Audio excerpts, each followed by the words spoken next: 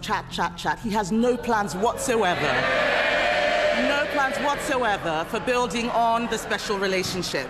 Mr. Speaker, he will not make that commitment, and yet the world is getting more dangerous. His Chancellor's budget did not even mention defence. The Chancellor's budget last week was a copy and paste of Bidenomics. It turns out that a high spending, high borrowing, high inflation approach is less popular than she may have thought.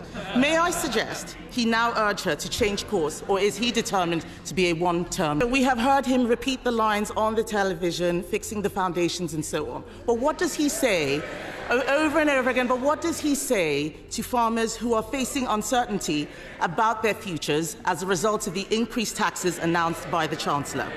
I am very clear that we would reverse Labour's cruel family farms tax. What can he say now to reassure the farming community, who provides security for the whole nation? In a startling turn of events, Kemi Badenoch, the new and charismatic leader of the Conservative Party, has just shocked everyone to the core by exposing Starmer's hidden agenda. She went on the air with incredible confidence, ready to leave everyone completely delighted. There were no secret plans, everything was open and clear. That's how this exciting event unfolded. Courage. But certainly we don't want to see this sort of Halloween budget. What Rachel Reeves did was extraordinary. Rishi Sunak gave a brilliant takedown of what they had said. They were dishonest during the election campaign. They have fiddled the fiscal rules to allow them to borrow more. And everything that they are doing is going to make life worse for business, for those on lower wages. They're going to make it terrible for farmers with their inheritance tax changes. And we are going to be very, very much poorer than we would have been under a Conservative government. Yeah, well, I've already heard from loads of people this morning who call themselves working people. One man rang in and said, you know, he works in a job where he normally gets a pay rise at this time of year. His boss has told him he's had to take on 100,000 extra pounds that he has to pay in national insurance, so he can't give him a pay rise. He said his car tax has gone up, so it's costing him more to go to work. And he said, I'm a working person and I'm worse off, so why did they lie? More recently, Rishi Sunak clashed with Labour, where he criticised their thoughtless and unjustified tax increases.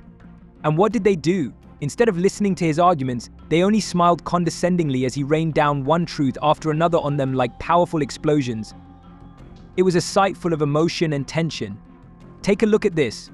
Borrowing increased by billions of pounds. Inflation-busting handouts for the trade unions. Britain's poorest pensioners squeezed. Welfare spending out of control, and a spree of tax rises they promised the working people of this country they would not do. National insurance, up. Capital gains tax, up. Inheritance tax, up. Energy taxes, up. Business rates, up. First-time buyer stamp duty, up.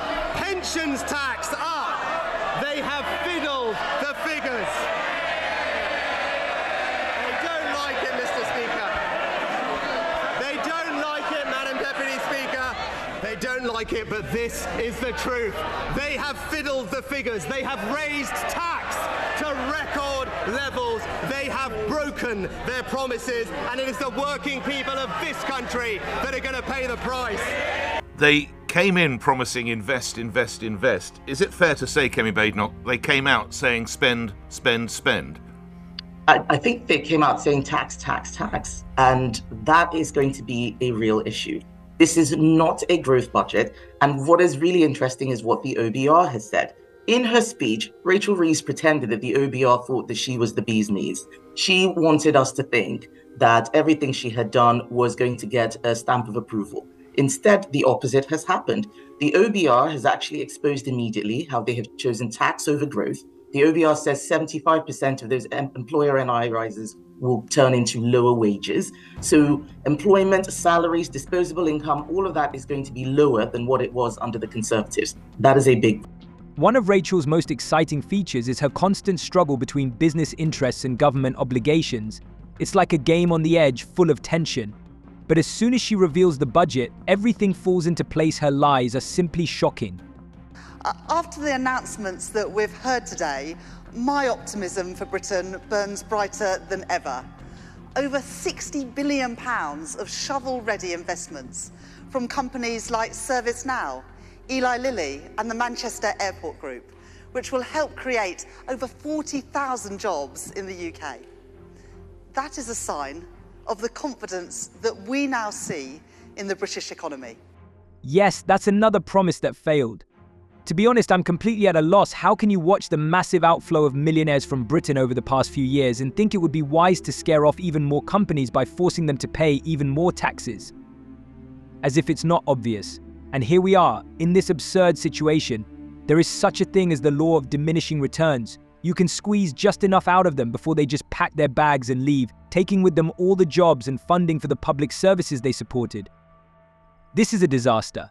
Obviously, someone has to make difficult decisions. But given how relentlessly and thoughtlessly Labour has acted in recent months, I sincerely doubt that this was the most sensible and effective solution to solve the problem they continue to complain about. It's just outrageous. This is nonsense. This is total nonsense. There was a reason why we were there for 14 years, and that is because the public trusted us and they kept giving us a majority, kept putting us in office. That's what she forgets. I'm not here to pretend that the last few years were great. They obviously were not, otherwise we would still be in government. But the bottom line is that Labour has no plan. They just want to blame Conservatives. Oh, those mean Tories did it all, and there's nothing we can do about it. There's no imagination, no creativity, no belief in this country, no belief in business to actually help deliver growth, and that will be a problem. Kemi boldly reminds everyone that the Conservatives raised the minimum wage before Labour even started thinking about it. This is not just a statement, it is her pride and achievement. But she also insistently warns that if Labour decides to raise it too high, it could turn into a real disaster. We need to abandon the outdated, just increase approach more often. If we go too far, it can cause a serious blow to small businesses, lead to higher prices, and ultimately do more harm than good. You've said a lot about the bosses. Just a point on the workers, as it were. Do you support the above expected rise in minimum wage? Well, last year I was the person who increased the minimum wage as business secretary. But I did say that that was just about as much as business could bear. If we do not have businesses starting up, or if businesses start closing because they can't afford all of the regulation and taxes that we're putting on them, then people aren't going to have jobs. And making sure that people have jobs, for me, is number one priority. It is very important that we have a society where everyone is able to earn a minimum wage, earn a living wage, but we have to recognize where that money comes from. And that money comes from the risk that business people take, that entrepreneurs start in terms of creating jobs and providing for the whole economy. Business owners are under tremendous pressure right now. Employees are working to the limit of their strength, and asking them to do something else when they are struggling to stay afloat would be simply unbearable. But let's be honest, the economy is in a deep crisis. Profits are plummeting, taxes are rising by leaps and bounds, and now there is also talk of wage increases, which may be the last straw for many companies. It's like throwing a stone at a drowning man madness. Kemi Badenoch is sounding the alarm, urging us to finally name the minimum wage the way it really is. She states with full confidence that further pressure may eventually harm those whom it is supposed to help if the business starts to close one by one.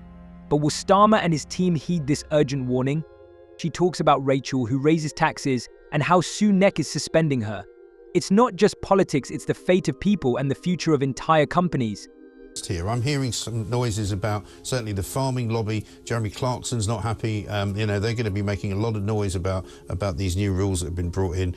Also, many of the sort of growth forecasts that they've put out there are not going to make anything like the gains that they were saying that they would. So even for all of this pain, we're supposed to look forward to what? 0.9% growth, 1% growth? It's not going to work. And we delivered an economy that was the fastest growing in the G7. They have messed that up. But they have also created knock-on effects and unintended consequences that will become apparent as time shows. So if I'm leader of the Conservative Party, I'll be looking to see how we can reverse most of this, certainly reversing what we have done on inheritance tax, on what they have done on inheritance tax, certainly reversing what they have done on employers' NI, because I think it's probably just going to destroy jobs. Labour believes that if you give money to working people now, the economy will magically get better. These are just short-term benefits, and they don't care about the long-term consequences at all. What's so funny about that? It seems that they perceive all this as a joke. It doesn't seem important to them to worry about business problems or investors leaving when they can just fix everything with their first budget. But that's not how problems are solved. This is not a one-time event, and pretending it won't hurt everyone, including those they're trying to help, is just crazy. All this is starting to resemble satire, not a serious strategy. We opened a business, worked in companies where you need to make a profit and not just rely on government subsidies. They are as ignorant as Starmer himself. To be honest, what could we expect entrusting the management of the country to a group of amateurs? This is not just a political attack. The whole team seems to be working hard, turning everything into a real comedy performance. They are socialists to the core, but when it comes to a real understanding of the governance of the country, there is more theory than practice. And another thing that is simply unacceptable is the punishment of people who receive private pensions who may want to pass them on to their children or spouses if they die earlier. The taxation of such pensions at 40% is simply disgusting. How can you treat those who deserve peace of mind and care for their loved ones so cruelly? It's just impossible to perceive. What do you think about this video? Share your thoughts in the comments. See you.